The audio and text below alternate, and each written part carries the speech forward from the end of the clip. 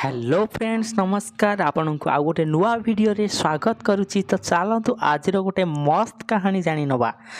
तो मो ना हूँ प्रकाश। मु प्राय 3 वर्ष पर दिल्ली रू फेरी थाए आउ सेक्स करने व्याकुल होता है, किंतु दुर्भाग्य जाए मोर कौन गर्लफ्रेंड ना। तेणुक मो सुजोग उंडाणु बुलू थाए कहीं जड़े मिलगले मो बांडर भोक मेंटिब बोली। दिने मु गाधेवा गड़िया पाखे पहुँचली आउ सेठी प्रथम मोनालिसा बसी बासन माजुला। मुझे किसी समय अपेक्षा कली, किंतु हठात मो नजर मोनालिसार दूध उपर पड़गला। मोनालिसार दूध प्राय बहुत बड़ बड़ थिला, जेमितिक 36 साइज। मुझे देखी कहली कि तोते किछि कहिबार अछि, किंतु एकुटिया बेले। से पचारा कौन जे एमती कहबार अच्छी जोटा कि एकुटिया एबे तो कहीं एठी कहीं ना एबे कहूना कौन। तो मु किछि समय नीरव रहीगली। भाविली जदि मु ताकू सेक्स किंबा भल पाइबा विषय कहबी काले से मते खराब भाबियो, तो मु न कही सेठारु गाधेइकी पळे आसिली। किंतु संध्या प्राय 7टा बेलकू से मते कॉल कला, कहला कौन कहबार थिला कुह। मु भाविली एटा ठीक समय, से मते फोन करिछि आ मु ताकू कहली जे तू मते बहुत भल लागुछु आ मु तते बहुत भल पाए। से कथा सुनी किछि समय नीरव रहिला परे मते कहला मु भी तते बहुत भल पाए, किंतु कहबाकू साहस हुएनी।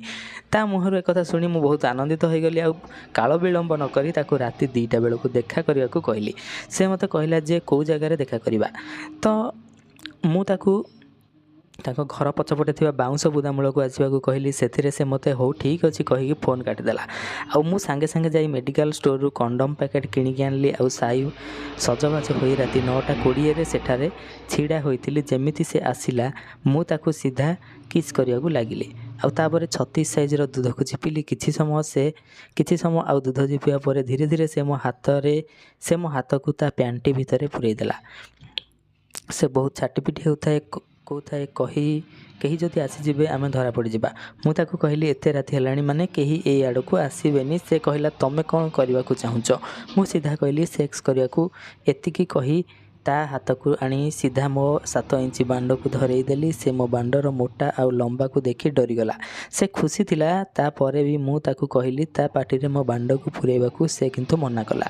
मु गोटे चादर साथी नहीं कि जाइथिली। से चादर तले पकई ताकू शोइबाकू कहली।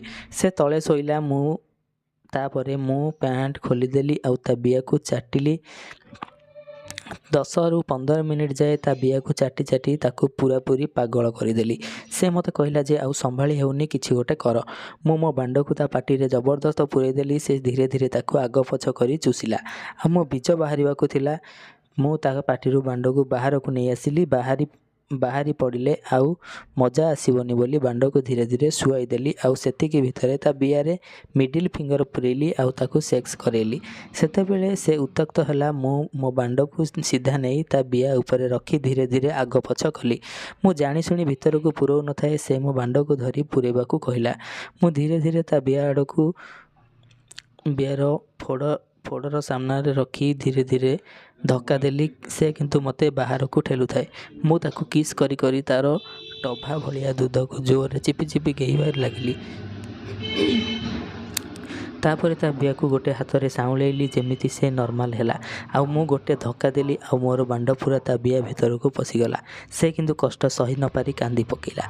मु बांड को आग पछ न करी ताकू किस करिली आ ताकू साउलेली। तापर धीरे धीरे बांड को आग पछ कली। से खाली उ आ होउताए। मु धीरे धीरे जोर रे करबाकू लागिली। प्राय 25 मिनिट करबा परे से मु 2 जन एका साथी रे पानी छाड़ी देलु। पानी छाड़ला परे मु ता बियारू बांड को धीरे धीरे बाहर को बाहर करदेली। आउ से ठीक से ही उठी पारु न थाए। मु ताकू धरिकी उठेली आ ताकू ता कपड़ा पिंधिबाकू कहली और तांको घर पाखरे छाड़िकी आसिली। कंडम किणिकी आनिथिली सत हेले काम रे लगेई पारलिनी।